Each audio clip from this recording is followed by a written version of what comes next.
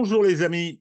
Alors, après la petite surprise qu'a été probablement la diffusion d'une nouvelle vidéo militaire avec l'ami Hervé Carès, alors nous n'avons absolument pas renoncé à cette réinformation, mais l'actualité n'imposait plus le rythme hebdomadaire que nous avions adopté. Et effectivement, l'objectif était d'abord de lutter contre la désinformation, de lutter contre la propagande délirante que les médias systèmes avaient déversée depuis le mois de février 2022. Je pense, je l'ai déjà dit, que nous avons en partie, bien sûr, gagné ce combat.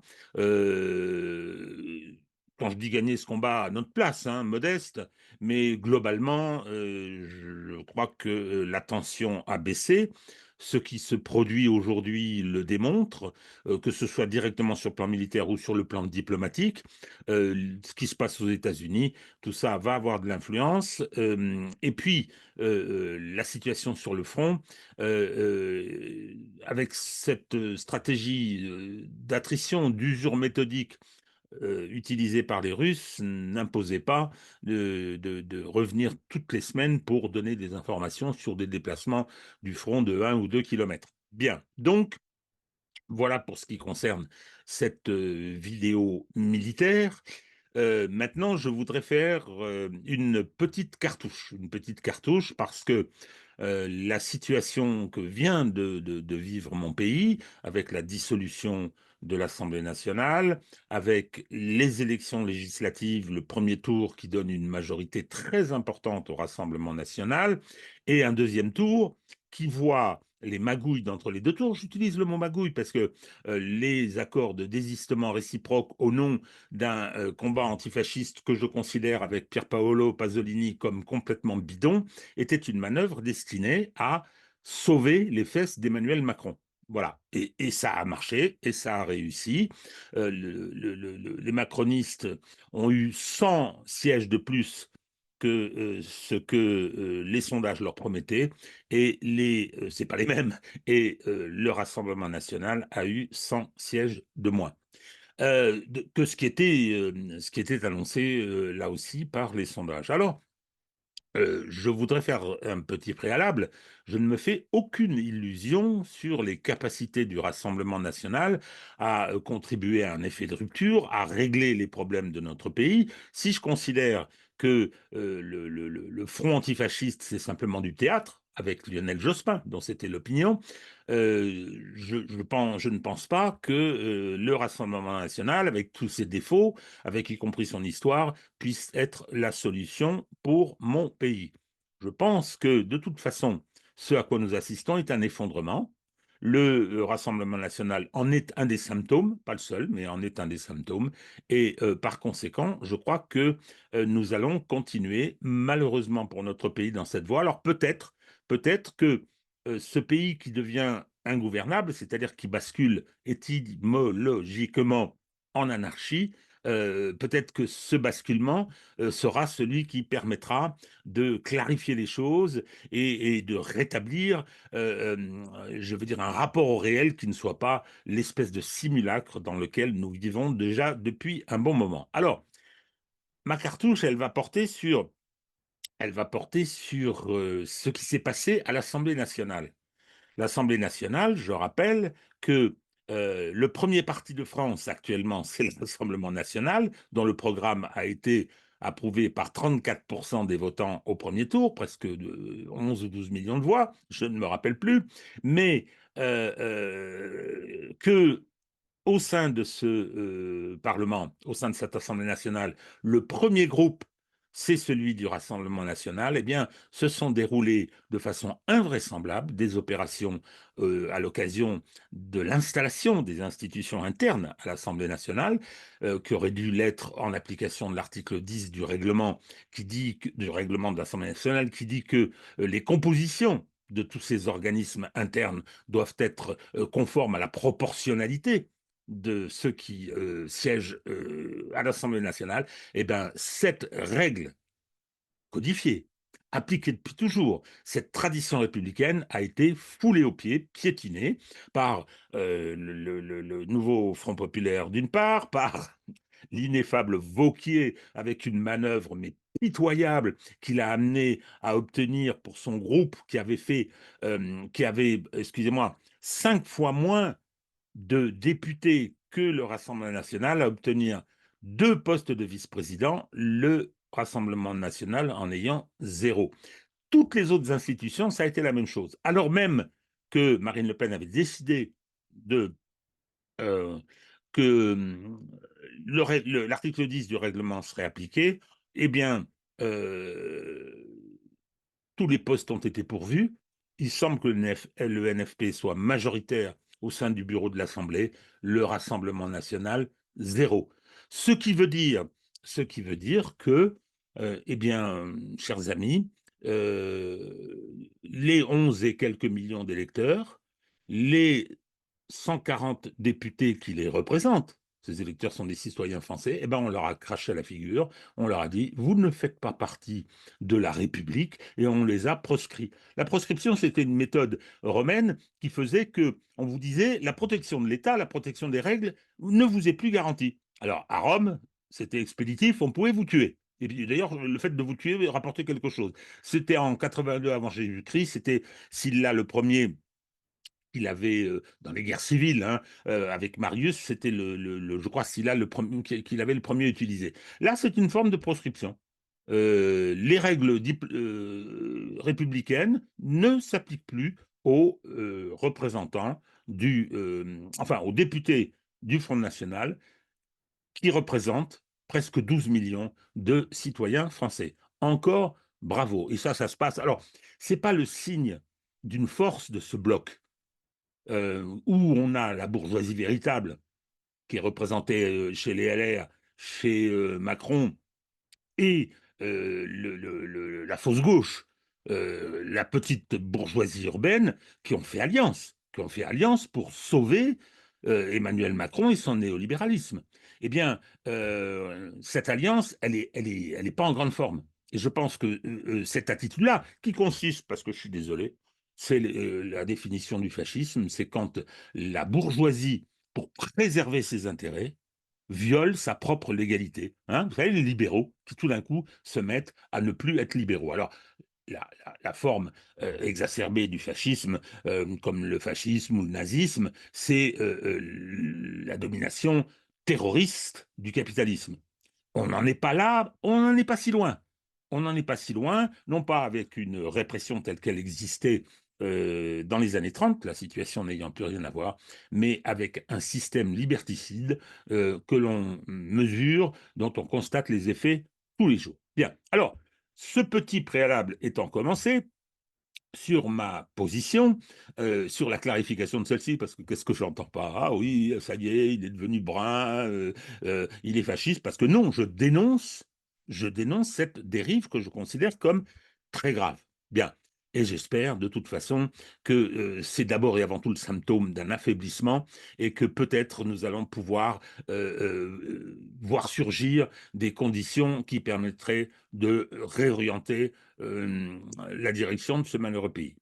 Bien, alors, pour à la fois me défouler, pour exprimer un petit peu la pantalonnade à laquelle nous venons d'assister, j'ai décidé de vous parler un petit peu de Madame Manon Aubry.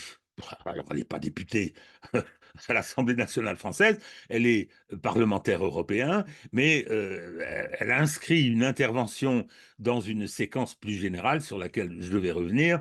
Elle a, je veux dire, inscrit une intervention qui racontait tout finalement, qui racontait tout en ce qui concerne la nature des gens, la nature de cette petite bourgeoisie urbaine dont elle est la représentante quasiment chimiquement pure, et la République, le rapport avec le fonctionnement des institutions de ce pays qui ont bien évidemment préexisté à l'installation dans le paysage de cette petite bourgeoisie urbaine.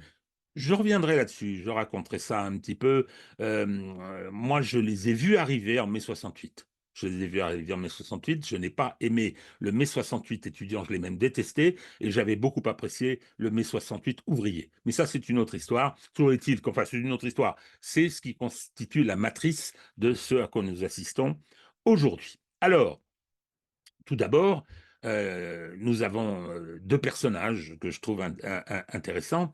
D'abord, Manon Aubry, j'en ai parlé, qui est une personne qui est issue des ONG sous domination américaine, hein, financées par les États-Unis, avec une réputation, je parle de l'ONG, assez épouvantable en matière financière, en matière d'agression sexuelle à Haïti, par exemple, mais il y en a eu d'autres, et qui constitue ces ONG et Oxfam en particulier, qui constituent un réceptacle pour les petits bourgeois ayant participé au pouvoir de la gauche, on pense au mandat de François Hollande, pour venir s'y installer dans des pantoufles extrêmement confortables. La caractéristique de Madame Manon Aubry, qui n'avait jamais milité politiquement nulle part, hein, c'est qu'on a été la chercher. Elle est tout d'un coup devenue LFI. On a été la chercher en 2018 pour venir être tête de liste de la liste LFI aux élections européennes, les précédentes. Bien, donc voilà quelqu'un qui, sur le plan du positionnement politique, social, comment dire, militant, ne représente qu'elle-même. Toujours est-il que c'est le choix de Jean-Luc Mélenchon. Et donc, on a quelqu'un maintenant qui parade au Parlement européen et sur les plateaux, et on va voir comment elle y parade. Et puis, on a un autre gars qui est d'origine assez modeste, incontestablement, qui est Sébastien Delogu, l'ancien garde du corps de Jean-Luc Mélenchon pendant une campagne électorale et peut-être au-delà, je ne sais pas, qui a été intronisé, à qui on a donné une circonscription. Je me demande même si c'était pas celle de Jean-Luc Mélenchon, à laquelle il ne s'est pas présenté en 2022, après l'avoir occupé entre 2017 et 2022. Toujours est-il que M. Delogu, qui a brandi dans l'enceinte de l'Assemblée nationale le drapeau palestinien. Personnellement, j'ai soutenu cette démarche. Toujours est-il que ça lui est complètement monté à la tête et il s'est permis de se comporter de façon assez invraisemblable à l'Assemblée nationale et d'une façon qui n'a strictement rien à voir avec ce que devrait être le comportement d'un député dans l'hémicycle. Il s'agissait, dans un premier temps, et on va y revenir en vidéo, il s'agissait dans un premier temps de l'élection de la présidence, de l'Assemblée nationale, ou à laquelle d'ailleurs euh, Yael Braun-Pivet a été réélu. Mais c'était évident. Dès lors que M. Mélenchon et tout le NFP avaient voulu sauver Emmanuel Macron, il était tout à fait logique que la continuité impose que ce soit Mme Yael Braun-Pivet qui reste présidente de l'Assemblée nationale. Pousser des cris d'orfraie en disant ça n'est pas démocratique, c'est au contraire totalement démocratique. Parce que les gens qui ont accepté ces désistements crapuleux entre les deux tours, ben, ils ont voté. Ils ont voté démocratiquement, en leur âme et conscience. Ils sont passés par l'isoloir et puis ils ont mis les bulletins d'Elisabeth Borne. Ceux qui avaient hurlé contre le 49-3 ont réélu Elisabeth Borne. Ceux qui avaient hurlé contre la répression des manifestations contre la loi sur les retraites, eh bien, ils ont élu Darmanin, sans problème. N'est-ce pas, monsieur Mélenchon? Ce sont vos candidats. Madame Yael Braun-Pivet est votre présidente. Vous l'avez réélue. Les voix du NFP se sont portées sur elle. Elle n'aurait pas été au Parlement. Elle n'aurait pas été présidente de l'Assemblée nationale. C'est ce que vous avez voulu.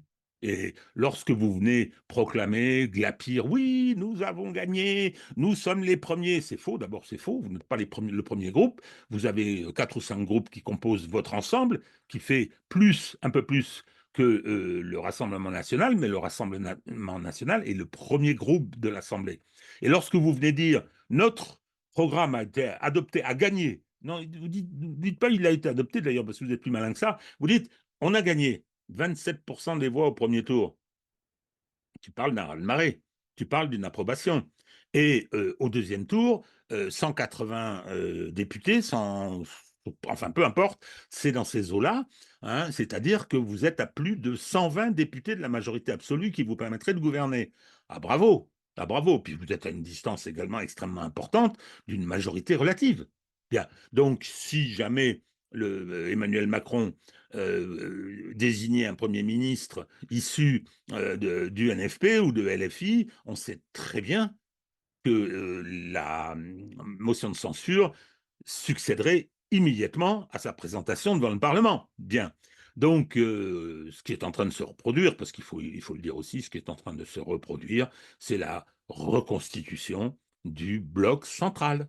Monsieur Glucksmann, Monsieur Faure, tous les socialistes, Delga, Rossignol, ils vont tous se précipiter, ils vont rejoindre les socialistes qui sont déjà depuis longtemps avec Emmanuel Macron, ils y sont d'autant plus longtemps qu'ils l'ont fait élire en 2017. Emmanuel Macron est le candidat du Parti socialiste. C'est tout. C'est tout. Il y a pas, c'est pas ce pauvre Benoît Hamon qui se ridiculise, qu'on envoie, que tout le monde trahit. Non, non, non, non. Le candidat du PS, soutenu par tous les éléphants du PS, c'est bien Emmanuel Macron.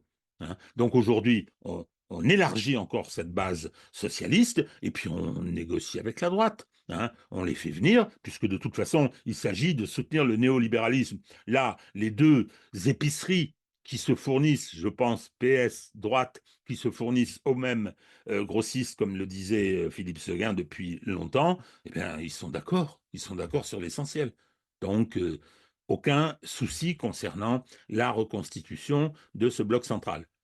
De là à ce que ça fonctionne par la suite, c'est une autre histoire et nous verrons. Bien, donc, élection de Madame Braun-Pivet au scrutin secret. Donc, il faut venir à la tribune de l'Assemblée, il faut déposer son bulletin dans l'urne, et celui qui assure la régularité de ce scrutin, c'est le député le plus jeune. Il se trouve que c'est celui du RN. D'ailleurs, c'est amusant parce que celui qui préside, c'est le doyen, et c'est également un député du RN. Toujours est-il que là, on les voit, je veux dire, devant les caméras qui ont circulé dans le monde entier, on les voit refuser de serrer la main à ce garçon. Bien, c'est lamentable. Alors, c'est de l'antifascisme en carton, quoi. Ah, regardez, hein, vous avez vu, hein, eh ben, on ne serre pas la main aux fascistes, nous, hein, comment qu'on n'est pas trop antifasciste. Hein. On vote pour Elisabeth Borne, on vote pour Gérald Darmanin, on sauve Macron, qui, lui, a instauré un néofascisme en France, et on est content comme tout, hein, parce qu'on peut montrer, on a pris la pause, on s'est mis là, à côté, le signe de notre antifascisme comme signe extérieur de richesse. C'est nul, c'est lamentable. Bien, donc, vidéo pour voir la séquence. Madame Levavasseur, Monsieur Lardy, Monsieur Limongi. Bon, on va pas tous vous les passer, ceux qui jouent à Shifumi, ceux qui sont pas très très à l'aise. On va noter que Clémentine Autain sauve l'honneur. Elle serre la main de façon assez sympathique d'ailleurs. Corbière, Corbière, ce modèle d'ancien trotskiste finassant en permanence. Il serre pas la main pour faire comme les autres, mais il tape sur l'épaule, ce qui est particulièrement nul, mais ce qui ne surprendra pas de ce personnage. Et puis quand même, on va mettre quelques secondes sur celui qui la joue racaille, hein, qui vient défier le petit jeune, là. Ah là là, hein, c'est qu'il est costaud, Monsieur Delogu, hein, le garde du corps. C'est tellement grotesque, c'est tellement lamentable. Le pire, c'est qu'ils ne se rendent plus compte. Ils ne se rendent plus compte. Brandir le drapeau palestinien, ça, c'était un acte avec un fort contenu politique, et il fallait le faire, mais c'est pas pour ça qu'il est un héros particulier. Je veux dire, ce qui s'est passé dans le Parlement italien, ils étaient 30 ou 40 à le faire. Donc oui, oui, oui, monsieur Delogu, c'est bien ce que vous avez fait à cette occasion. Ça, c'est mon opinion. C'est pas celle de ceux qui soutiennent l'État d'Israël, mais pour autant, ne vous prenez pas pour Che Guevara, hein. C'est pas tout à fait l'idée qui doit vous traverser l'esprit. Bon, ben écoutez, jetons un coup d'œil sur la façon dont il défie le jeune député RN.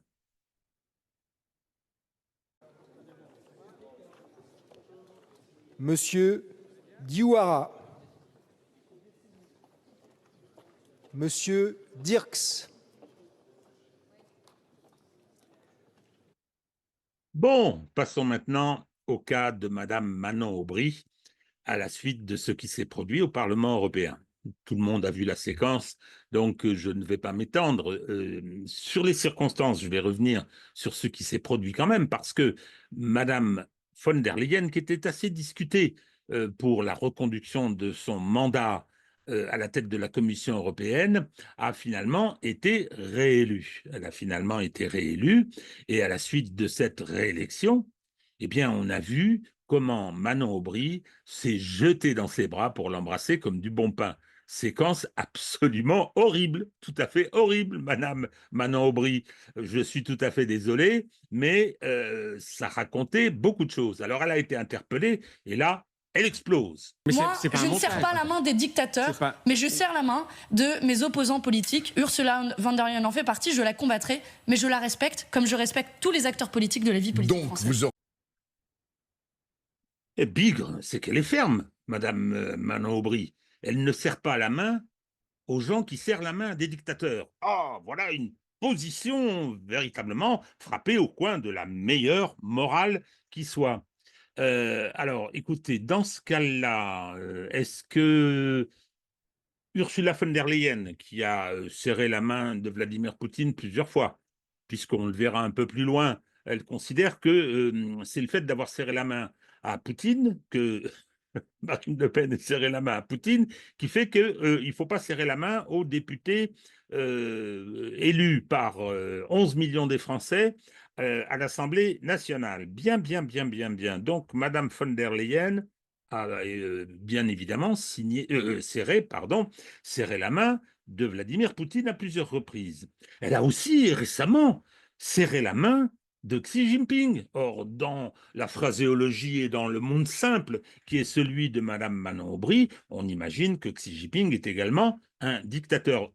Au passage, on lui rappellera que le président de la République française en exercice, reçu officiellement par l'horrible dictateur aux yeux bridés, eh bien, écoutez, il lui a serré la main. Bon, donc, Monsieur Macron, on ne doit pas lui serrer la main, et surtout, on ne doit pas serrer la main des parlementaires qui se réclament de lui, bien sûr. Mais on va ajouter quelque chose, Madame Manon Aubry. Il me semble que Chavez a été considéré par beaucoup en Occident, et en particulier par le Parti socialiste, par cette petite gauche, comme un dictateur. Ce n'est pas mon cas. Hein, mais dans ce cas-là, je crois bien que M. Mélenchon lui a serré la main plusieurs fois. Et aujourd'hui, Maduro, dont Emmanuel Macron avait reconnu un des opposants qui a disparu dans la pègre des narcotrafiquants, l'avait reconnu comme officiel président du Venezuela à la place de Maduro. Et Jean-Luc Mélenchon a serré la main à Maduro. Oh là là là là là là. Mais vous êtes LFI, Madame Manon Aubry, c'est horrible. Donc quand vous croisez Jean-Luc Mélenchon, vous ne lui serrez pas la main. Argument parfaitement imbécile. Mais ça n'est pas fini.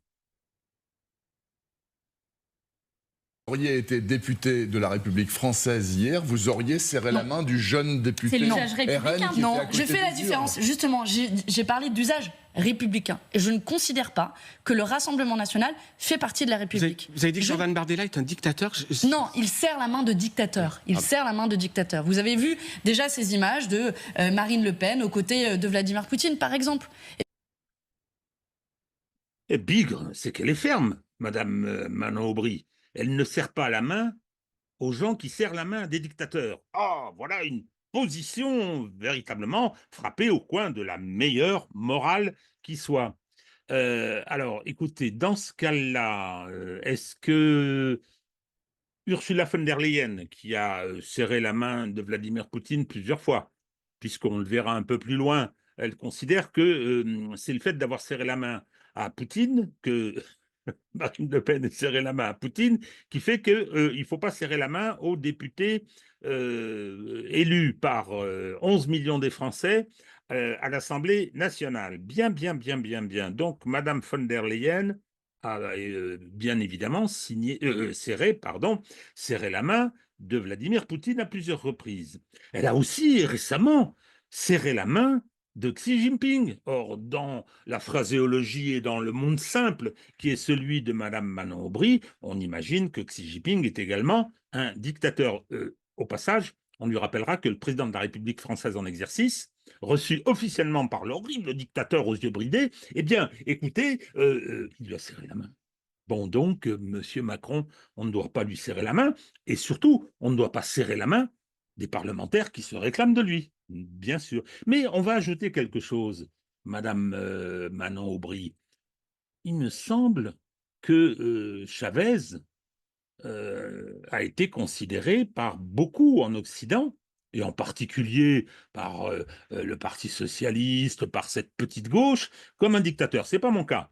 Hein, mais dans ce cas-là, je crois bien que M. Mélenchon lui a serré la main plusieurs fois. Et aujourd'hui, Maduro, dont Emmanuel Macron avait reconnu un des opposants qui a disparu dans la pègre des narcotrafiquants, l'avait reconnu comme officiel président du Venezuela à la place de Maduro. Et Jean-Luc Mélenchon a serré la main à Maduro. Oh là là là là là là. Mais vous êtes LFI, Madame Manon Aubry, c'est horrible. Donc quand vous croisez Jean-Luc Mélenchon, vous ne lui serrez pas la main. Argument parfaitement imbécile. Mais ça n'est pas fini. Eh bien, moi, je ne serre pas la main de dictateur, mais je serre la main de mes opposants politiques, oui. Et je serre la main de mes opposants politiques, mais je fais la différence. Non, ils sont en dehors de la République pour moi. Et je fais la différence entre Ursula von der Leyen, qui représente la droite, l'équivalent des Républicains en France, et évidemment, je serrerai la main des Républicains en France.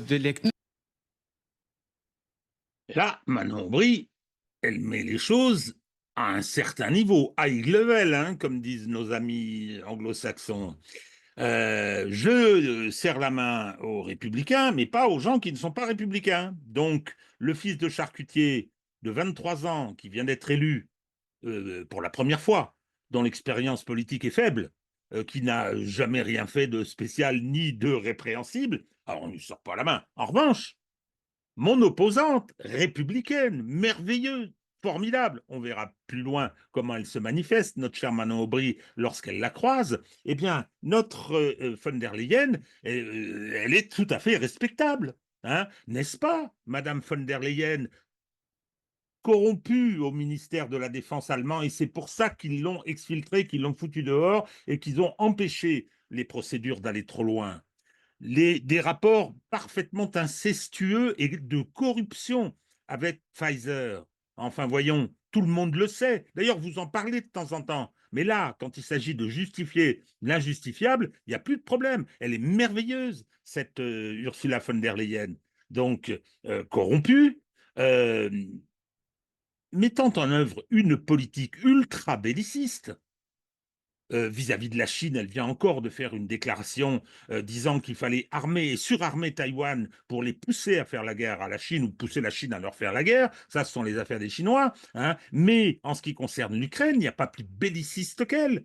500 000 morts sur le front, ça ne lui suffit pas. Il lui en faut encore. Hein. Alors là, pas de problème. Mais là, je vais peut-être ajouter que pas de problème en ce qui concerne l'Ukraine parce que Manon Aubry est d'accord avec ça. D'accord.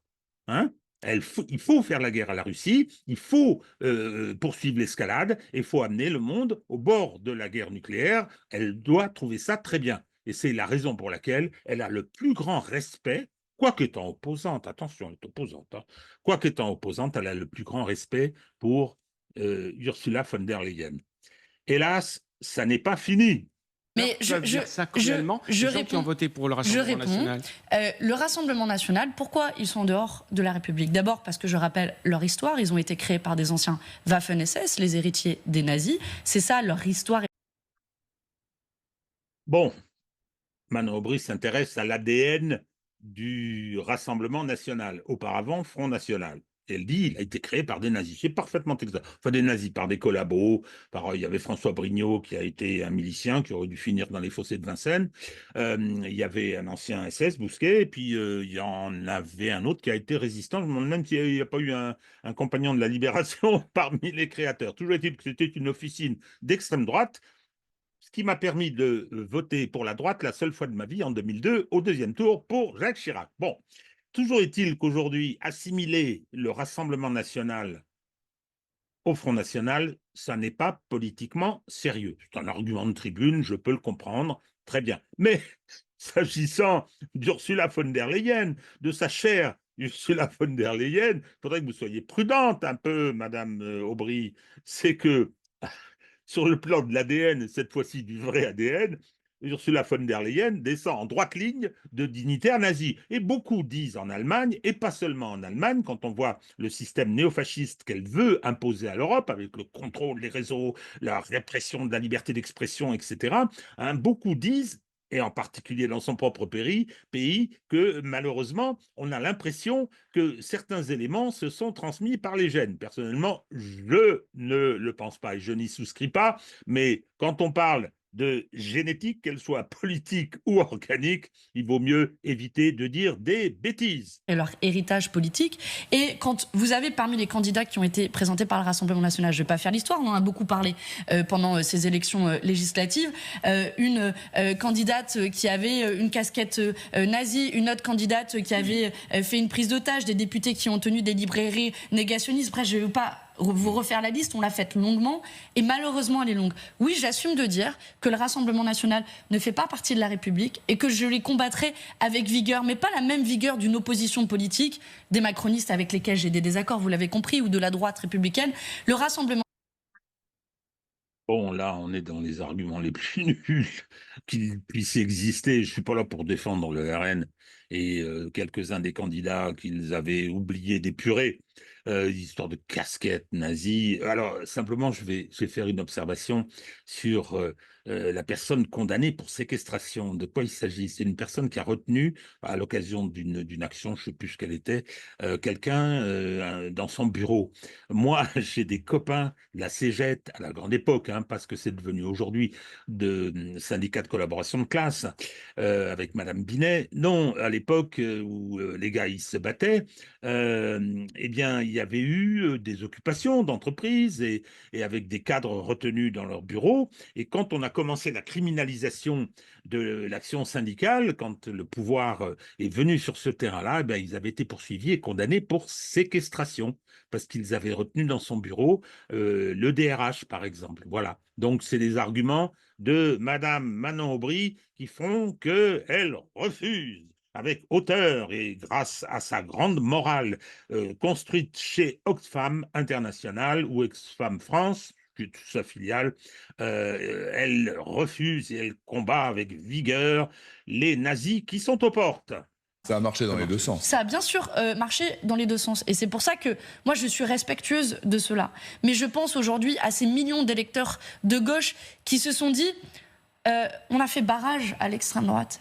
Et qui ce matin se retrouve avec quelques combines. D'ailleurs, il a s'assuré que Yaël Braun-Pivet devienne bien présidente de l'Assemblée nationale, parce qu'en réalité, c'est une opposition de confort entre le Rassemblement national et Yaël Braun-Pivet. Peut-être qu'ils ont voté pour Chassaigne. Les mathématiques parlent pour elles-mêmes. Pourquoi ils prennent des voix au Rassemblement national? Toujours pour essayer de se justifier concernant son attitude par rapport à Madame von der Leyen, voilà que Madame Aubry pleurniche. Elle pleurniche pourquoi? Elle pleurniche parce qu'elle dit « mais c'est affreux, on a Yaël Braun-Pivet, j'ai dit en commençant ce que j'en pensais, c'est votre candidate, Madame Manon Aubry. Yaël Braun-Pivet, vous l'avez fait réélire, et vous le dites là justement, c'est des désistements croisés, ça s'appelle un accord électoral. Donc aujourd'hui, dès lors que vous prétendez que vous êtes un groupe, alors qu'en fait c'est une alliance électorale, le NFP, mais il a fait alliance avec Ensemble, il a fait alliance avec les LR, tous contre le RN. Donc, cette alliance, elle n'est pas à géométrie variable, cher Manon Aubry. Donc, Yaël Braun-Pivet est bien votre présidente. Le problème, c'est que cette interview a eu lieu avant toutes les magouilles du 20 juillet qui ont fait que l'accord à l'Assemblée nationale entre les députés, pas des accords de désistement pendant les élections, l'accord à l'Assemblée nationale entre tous les parlementaires, sauf bien évidemment RN, a fait que le premier parti de France, le premier groupe de députés à l'Assemblée nationale n'est représenté dans aucune des institutions internes de l'Assemblée nationale. L'opposition de confort, c'est vous, c'est une opposition même pas de confort. C'est un mensonge pur et simple. Mais d'ailleurs, on n'entend plus que ça, des mensonges, j'en ai déjà parlé, mais je vais radoter là-dessus. Hein, on a gagné, 27% des voix. Oui, notre programme a été adopté, a levé un grand espoir dans la nation. C'est pas vrai. C'est pas vrai. Vous avez voté Darmanin, vous avez élu Borne, vous avez élu Yael Braun-Pivet et vous vous êtes fait élire par eux. Pas vous, parce que c'était au Parlement européen. Bien, pour faire un score bien fameux d'ailleurs. Bon, toujours est-il que votre histoire, c'est de la blague. C'est simplement de la blague, pardon, hein, pour ce lapsus. Bien, alors écoutez, maintenant on va passer au pire.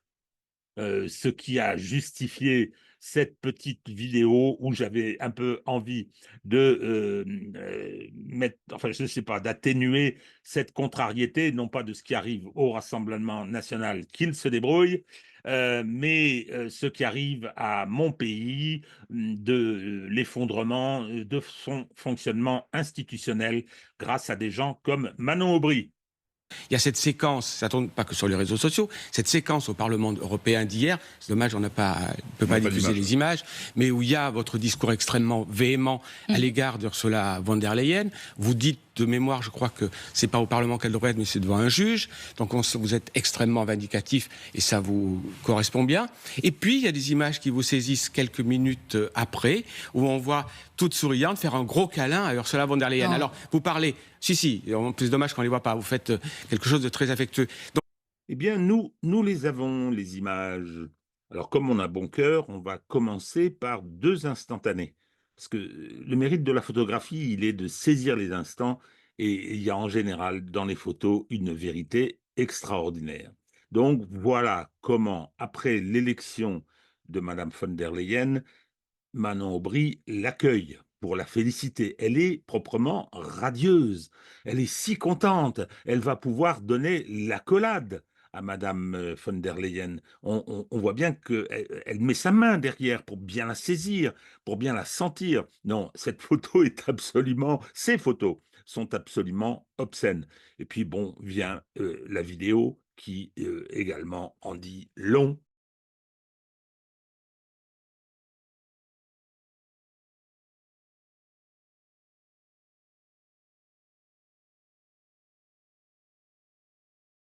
Bravo, Madame Aubry, de venir prétendre que non, c'était pas très affectueux. Voilà comment vous traitez une personne, hein, et je me répète, qui est considérée comme totalement corrompue. C'est la raison pour laquelle elle a été foutue dehors du poste de ministre de la Défense en Allemagne. Tout le monde sait très bien qu'elle est totalement asservie aux États-Unis et qu'elle a probablement touché beaucoup d'argent du groupe Pfizer par l'intermédiaire de son mari, d'ailleurs. Enfin, il y a tout un tas de choses qui la rendent absolument infréquentable. Pour nous, il y a pour vous, pardon, pas pour nous. Pour vous, il n'y a aucun problème. Eh bien, écoutez, encore bravo. J'ai évidemment voté contre la reconduction d'Ursula von der Leyen à la tête de la Commission européenne. Bon, pour terminer, une petite pique supplémentaire pour agrémenter, une petite cerise sur le gâteau pour agrémenter cette petite séquence où on a pris pour cible Manon Aubry, au-delà de sa personne tout à fait déplaisante, hein, profondément déplaisante, on a pris Manon Aubry pour exprimer la réalité de la crise politique que traverse notre pays et les nœuds qui enserrent désormais notre système politique et institutionnel. Alors, bien évidemment, depuis le 9 juin au soir, toute la séquence a abouti au résultat que l'on connaît, qui a consisté à, une fois de plus, sauver les fesses d'Emmanuel Macron en invoquant la nécessité d'un barrage contre les nazis qui étaient aux portes avec Hitler à leur tête. C'est ce qui vient une nouvelle fois de se produire. Ça a été un peu une surprise. On espérait que ce soit un peu émoussé, cette vieille technique, mais non, mais non. La petite bourgeoisie urbaine a joué son rôle historique, elle a assumé son rôle historique et de se mettre au service de la vraie bourgeoisie quand celle-ci est en difficulté. Bien. Donc, pour terminer, Madame Manon Aubry affirme bien haut, nous avons voté contre Ursula von der Leyen. C'est qui ce nous? Parce qu'il y a une espèce de confusion LFI-NFP. NFP, c'est une alliance électorale, dont elle se revendique, là, d'ailleurs. en disant mais c'est affreux, les gens ont voté pour la gauche et puis ils sont pas représentés par la présidente ou le président de l'Assemblée nationale, etc. Mais non, non, madame, c'est un mensonge, un de plus. LFI a peut-être voté contre la reconduction d'Ursula von der Leyen, mais le reste du NFP a voté pour. Glucksmann l'a revendiqué. Vous imaginez pas que le Parti socialiste, qui a donné son investiture, qui a intronisé François Hollande, la limace politique dont nous disposons encore aujourd'hui, hélas, eh bien, vous pensez bien que ce mouvement politique a bien évidemment reconduit Ursula von der Leyen. Je leur fais peut-être un procès d'intention, ça m'étonnerait. Et ce d'autant que Glucksmann l'a revendiqué. Donc, mensonge de plus. Non, non. La gauche, ce NFP, cette gauche autoproclamée, dont je considère qu'elle n'est pas de gauche, ce NFP qui dévoie le terme de Front populaire, qui est celui de 1936, n'hésitant pas à faire des captations d'héritage, eh bien, ce NFP, il a majoritairement voté, non pas ès-qualité de NFP, mais les mouvements qui le représentent, qui font partie de ce NFP, ont bien évidemment voté pour sa reconduction. Tout ceci, du début à la fin, n'est que l'histoire d'une imposture extraordinaire. Donc, encore merci, Madame Aubry, de nous avoir permis, justement, de nous avoir donné ce spectacle. On n'a pas besoin de vous pour décoder, mais de nous avoir donné ce spectacle à ce point illustratif. Voilà, j'ai terminé mes méchancetés. Je vous dis à très bientôt pour d'autres cartouches de Vue du Droit.